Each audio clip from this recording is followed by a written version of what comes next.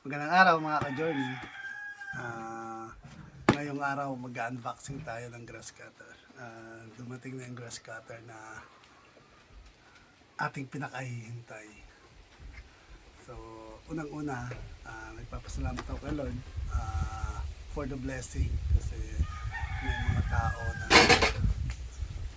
tumulong sa atin para makabot natin itong pangarap natin na magkaroon ng grass cutter. Kasi as of the moment, ang daming damo dito sa ating farm, which is medyo nahihirapan tayo. So we need an equipment to help us para ma-eliminate natin itong mga damo. Lalo na nagpla-plan na tayo to transfer the saging, yung mga suwi ng saging, banana, latundan, lakatan. So, dahil sa maraming damo, hindi natin siya totally ma-identify kung saan natin siya lalagay. Then, sa tulong na itong grass cutter, hindi grass cutter ang tawag grass cutter ang tawag. So, siguro sabihin ko na rin na brush cutter, pero grass cutter po siya. Makakatulong para maputol na natin yung mga damo sa ating farm. So, una, kay Lord, nagpapasalamat ako. And then second, sa mga tao na tumulong, nag-offer ng kanilang tulong, nag-provide ng financial para ma-purchase natin ito. Una, nagpapasalamat ako kay Miss Danica. Yun ang pabanggit yung full name niya na nagbigay ng financial support. At the same time, si Mr. and Mrs.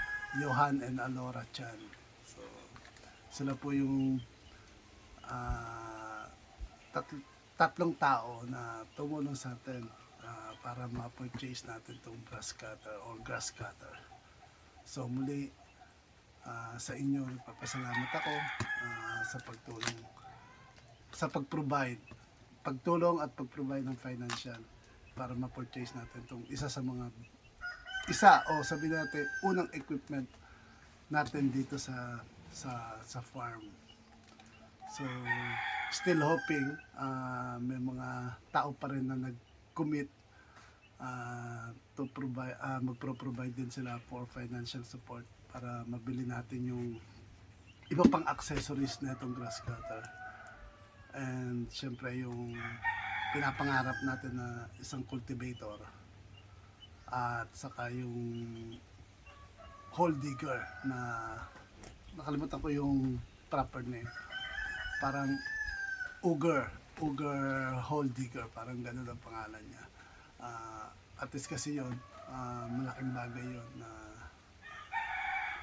makina rin kasi siya. So kung gusto natin maglipat ng saging, mas mapapadali yung pagtatrabaho natin sa paglilipat ng saging. Kasi hindi na natin kailangan ng pala, piko para lang magbutas na ito. So mas madali yung trabaho. So still hoping and waiting para dun sa sinasabi nila na financial support na ibibigay nila para mabili natin yung mga makina yan. Sa ngayon, dito muna tayo sa grass cutter. So, yung grass cutter natin, it's a Honda. Honda po siya na 4-stroke. Ang kanyang model is CX-35. Honda po siya. So, buksan na po natin. Excited na Mitch. Tapos mamaya, siguro in separate video, testing po natin siya. So, samahan niyo po ako for the testing ng ating grass cutter. Sa ngayon, unboxing muna, then application. So, ito na siya.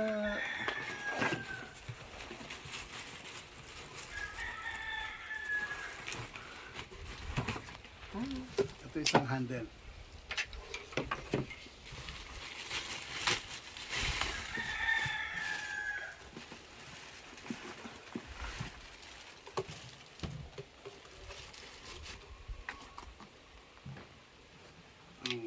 ito yung kanyang manual. So, i-install po natin siya, pero hindi po ako sanay na mag-install nito. Kaya, papanoorin, ay install ko muna. Tapos, bigyan ko na lang tayo ng update. Ito yung kanyang belt.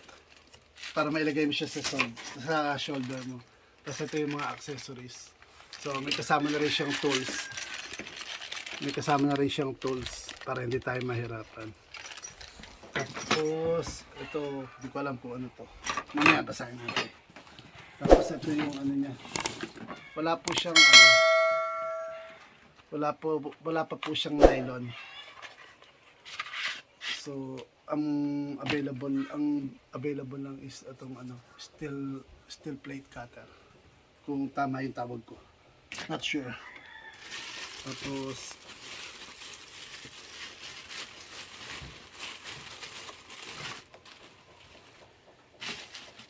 tumagas yung oil.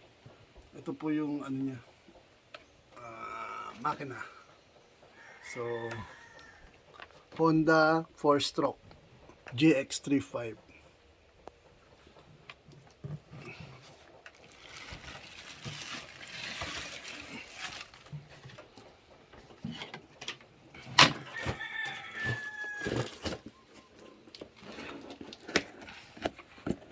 Excited much.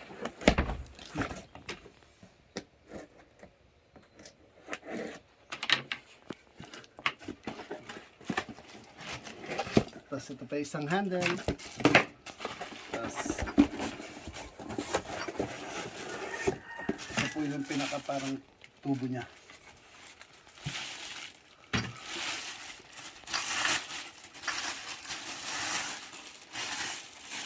So, kakabit po natin siya.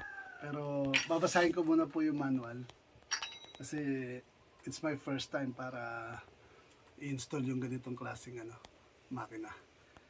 Kaya just stay tuned. Tapos pakita ko na lang po sa inyo yung kabuuan. So muli, I would like to thank Miss Danica and Mr. and Mrs. Chan for providing the financial para matupad na yung isa nating equipment dream para sa ating farm. So para dun sa mga nangako, still waiting pa po ako. Hindi ko man kayo masigil dahil syempre gusto ko mula po sa puso ninyo. Pero by this channel, through this channel, just want to remind you para to po sa pangako ninyo. Excited much. Most especially mabili yung ano, yung Uger blah blah. Dahil the plan of mine is i-transfer yung mga suwi ng mga saging kasi I wanted to expand the production nung saging kasi medyo nakikita ko yung potential dito sa area yung saging. Though maliit, pag dito mo lang din binenta compared to kung dadali mo sa Manila. But we don't have the capability na dalhin siya sa Manila. So for now, it's either dito na lang muna natin siya ibebenta. Pero I'm still hoping na ma-expand natin yung ating production ng saging. So kabit ko po muna. Just stay tuned and then give you the one testing yung start natin tong makina kung siya ay gumagana o hindi.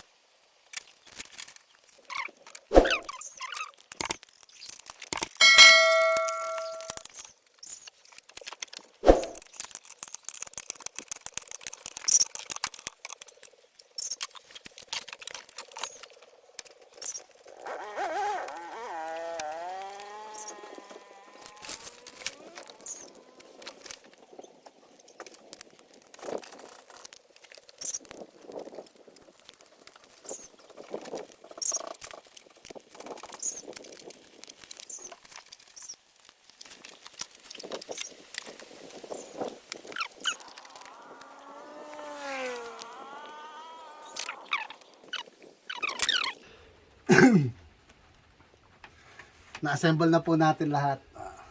Yung blade, tapos ito yung arm. Yung sling na lang, medyo naging little bit tricky yung string. Kasi we don't know where I'll put the string. Ito, ginawa na lang namin ng paraan. Ginawan ko na lang ng paraan kung saan. Bahala na. Ang importante, malagay natin sa balikat natin para hindi naman mahirap. So, start na ho natin kung kung aandar siya. So, i-choke lang muna natin. Tapos hatangan lang natin. Huwag lang yung sobra. Konti lang. Ayan.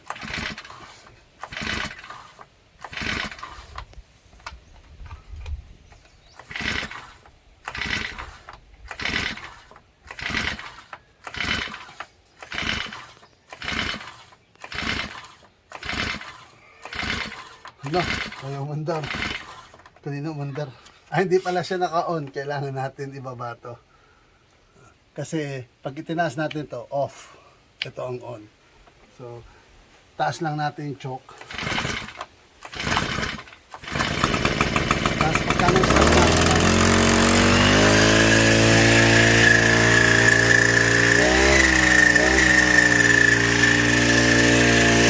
natin, pag-lock natin, ito.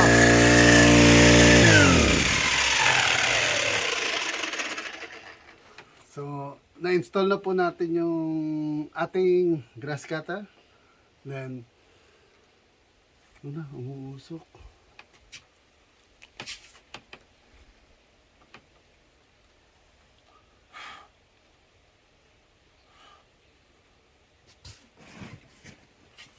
Itong usok.